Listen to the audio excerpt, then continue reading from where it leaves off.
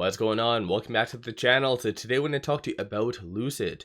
Lucid recently posted an article, so I wanted to kind of go over that with you because I feel like a lot of people don't really grasp how big of a deal this is for Lucid and what it will be for the foreseeable future. So make sure you guys hit that thumbs up and subscribe, and hopefully everyone's having an amazing weekend thus far. And without further ado, let's get right to it. So starting off, Lucid did post this, and that was done yesterday morning. And I feel like, again, the comments, a lot of people don't really grasp exactly what this does truly mean. Even the PIF posted it. 29 engagement. That's absolutely dismal. So when it comes to it, it was this right here. So King Salman Automotive Cluster, sorry. So the area Lucid was located is now being renamed. Why does this matter? I don't think the actual name is that big of a deal, but rather what is going to follow. So this does mean it's going to have a lot more government exposure, and that's the moral of pretty much this whole article, is that it's going to get a hell of a lot more attention.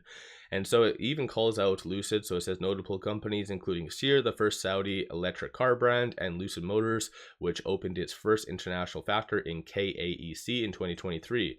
Then it's also going to host other projects such as 𝗪𝗓𝗧𝗛. But nonetheless, it is going to most likely get some monetary benefits in the foreseeable future, as well as, and this is the important one, supply chain. And so we've already noticed, even in Lucid, for those of you that have been kind of tuning in, they've been participating in more and more conferences regarding minerals and just supply chain in general. I posted one of them, I believe, on YouTube recently about the whole supply chain. So long story short, Lucid is going to have everything, as well as 𝗖𝗢𝗡𝗡𝗖𝗧 and I guess 𝗪𝗓𝗧𝗛 and other projects, is going to have everything that they need at their disposal to ensure that everything goes like easy.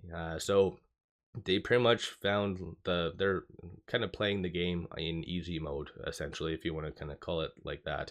And not only that though, but they're also going to have better export kind of rules. So when that comes down to AMP2, that is a very big deal, because AMP2 in theory is going to funnel their vehicles to Europe. That's going to be the more cost advantage way, as well as essentially the rest of the world, depending on demand and stuff like that. So AMP2 is actually going to be massive. AMP1 is going to clearly still fulfill North American stuff, but AMP2, I think that in the coming years is going to get kind of on level, if not greater, than AMP1, because right now it's went from 5 to 10,000 for capacity. I believe next year is going to be at 150. So there's going to be a hell of a lot of things, and this is something that Trump, who doesn't like EVs all that much, I think that's going to really slow down maybe the AMP1 kind of output potentially. This right here is going to really push as much money and just necessities to those entities in this area to ensure that they do succeed. So this is why I wanted to bring this up, because this is a very big deal for Lucid in the foreseeable future. Even though essentially nothing has changed, like Lucid's location is still there. Although if you kind of want to go down the speculative route, them calling out 𝗪𝗓𝗧𝗛, it would make sense for maybe a trifecta type of technology kind of sharing. So 𝗖𝗢𝗡𝗡𝗖𝗧, Lucid, and 𝗪𝗓𝗧𝗛. Lucid, of course, of the three, has the more notable technology. So there might be also some partnerships that does come down the pipeline that's kind of initiated and prompted by Saudi, the government, or potentially even the PIF, just trying to benefit from and have all of its kind of holdings just benefit from all of that.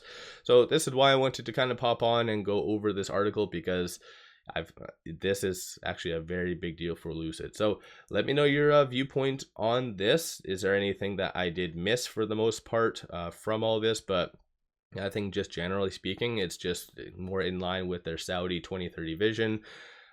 Supply chain is going to be like on point, and that's something that AMP1 has always kind of struggled with. Even in their earnings, they talk on, oh, we're going to make sure all of our supply chains in order. And I know even in like 2024 early on, they were only like, I think it was like 60% complete for the Gravity, so they were still not fully there. like that AMP2 will never have that issue whatsoever. So that's just my viewpoint. Let me know your thoughts on all this. Don't forget to hit that thumbs up and subscribe.